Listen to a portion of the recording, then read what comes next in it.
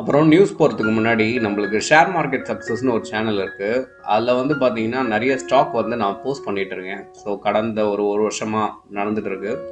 இதெல்லாம் வந்து just like that அப்படின்னு நம்ம கொடுக்கறது இல்லை. இதுக்கு பின்னாடி பெரிய எக்ஸல் கேல்குலேஷன் இருக்குது. ஸோ அந்த கேல்குலேஷன் படி தான் எந்த ஸ்டாக் பர்ஃபார்ம் பண்ணுதோ அந்த ஸ்டாக்கை மட்டும்தான் நம்ம கொடுக்குறோம்.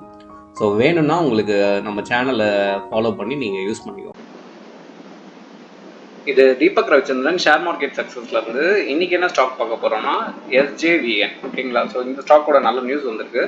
அது என்னன்னு பார்த்துடலாம். இப்போ நீங்க எந்த கம்பெனில வேணா இன்வெஸ்ட் பண்ணலாம். பட் இன்வெஸ்ட் பண்றதுக்கு முன்னாடி அந்த கம்பெனி என்ன பண்ணிட்டு இருக்காங்கன்னு கண்டிப்பா நம்மளுக்கு தெரியும். ஓகேங்களா? நான் சில பாயிண்ட்ஸ் இங்க எடுத்து வச்சிருக்கேன். அந்த கம்பெனியை பத்தி நம்ம டிஸ்கஸ் பண்ணலாம். ஸோ SJVN வந்து பார்த்தீங்கன்னா 1988 வந்து வந்து திறந்திருக்காங்க. இது யார்கிட்ட இருக்குன்னா மேஜர் ஆஃப் ஸ்டாக் வந்து பார்த்தீங்கன்னா மினிஸ்ட்ரி ஆஃப் பவர். இது வந்து ஒரு இந்தியன் கவர்மெண்ட்டோட கம்பெனி. ஓகேங்களா?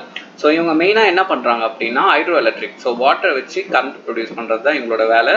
அது மட்டும் இல்லாமல் இப்போ எல்லாமே க்ரீன் ப்ராஜெக்ட்ஸாக இவங்க பண்ணிட்டு இருக்காங்க. லைக் சோலார், விண்டு, இது எல்லாமே பண்ணுறாங்க. ஏன்னா உங்களுக்கு தெரியும் இந்தியாவில் வந்து என்னென்னா மெயின் வந்து பார்த்தீங்கன்னா தெர்மல் பவர் தான். பட் தெர்மல் பவர் இப்போ என்ன ஆகிட்டு இருக்கு அப்படின்னா ஓவர் பொல்யூஷன் வந்து ப்ரொடியூஸ் பண்ணுது.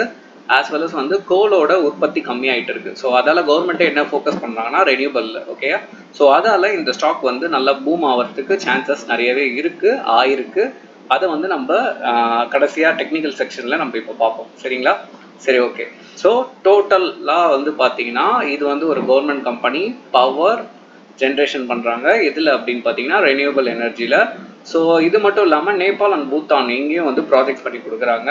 அதுக்கப்புறம் இல்லாமல் ஜாயிண்ட் வெஞ்சர் எதோட வச்சுருக்காங்க அப்படின்னு வந்து பார்த்தீங்கன்னா கவர்மெண்ட் ஆஃப் இமாச்சல் பிரதேஷோடையும் ஜாயிண்ட் வெஞ்சர் இவங்க வச்சுருக்காங்க. ஸோ என்ன நியூஸ் அப்படின்னு வந்து பார்த்தீங்கன்னா ஒன்றுமே இல்லை. நீங்களும் கூகுளில் போய் இதை சர்ச் பண்ணி பார்த்தீங்கன்னா வரும். இவங்களுக்கு ஒரு 14,000 கோடிக்கு ஆர்டர் வந்து கிடச்சிருக்கு டோட்டலாக. சரிங்களா? ஸோ ஆர்டர் வந்து கிடைச்சதால அன்னைக்கு இந்த ஷேரோட ப்ரைஸ் வந்து 13% வந்து ஏறி இருக்கு. நீங்கள் கூகுள் செக் பண்ணி பாருங்கள். இந்த டேட்டாஸ் எல்லாமே ரெடிலி அவைலபிள். இப்போ இதோட டெக்னிக்கல் செக்ஷன் நம்ம பார்ப்போம். ஸோ இந்த ஸ்டாக்கோட டெக்னிக்கல் எடுத்து வச்சிருக்கேன். ஸோ நம்ம சேனல் தெரியும். சப்போஸ் பிஃபோர் 1 இயர் முன்னாடி இந்த ஸ்டாக் பற்றி தெரிஞ்சு நீங்கள் இன்வெஸ்ட் பண்ணிங்கன்னா எவ்வளோ ரிட்டர்ன்ஸ் வருது அப்படின்னு நம்ம பார்ப்போம். ஸோ நான் இங்கே எடுத்து வச்சிருக்கிறது வந்து பார்த்தீங்கன்னா 1 year data. Okay, so 1 day time ஃப்ரேமில் எடுத்து வச்சிருக்கேன். எதுலனா ட்ரேடிங் வியூவில். ஸோ இப்போது நான் சப்போஸ் போன இயர் இந்த பர்டிகுலர் டேட்டில் நான் இன்வெஸ்ட் பண்ணியிருந்தேன்னா எவ்வளோ ரிட்டர்ன்ஸ் நம்மளுக்கு இந்த ஸ்டாக்கில் கிடச்சிருக்குன்னா 195%. ஸோ இதெல்லாம் எங்கே நடக்கும் அப்படின்னா ஷேர் மார்க்கெட்டில் தான் நடக்கும். சரிங்களா? ஸோ இவ்வளோ ரிட்டர்ன்ஸ்லாம் உங்களுக்கு ஷேர் மார்க்கெட்டில் தான் தெரியும். பட் என்ன ஒன்றுனா ஷேர் மார்க்கெட்டில் ஒரு 6,000 கம்பெனி இருக்குது.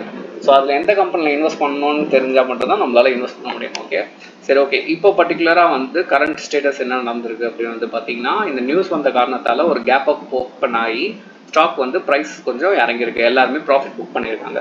ஸோ நான் என்ன நினைக்கிறேன் அப்படின்னா இன்னும் கொஞ்சம் கரெக்ஷன், ப்ராஃபிட் புக் பண்ணதுக்கப்புறம் இந்த ஸ்டாக் வந்து கண்டிப்பாக இது பிரேக் அவுட் நடந்ததுன்னா 180 மேலே போகிறதுக்கு கூட சான்சஸ் பாசிபிள் இருக்குது. ஓகேங்களா?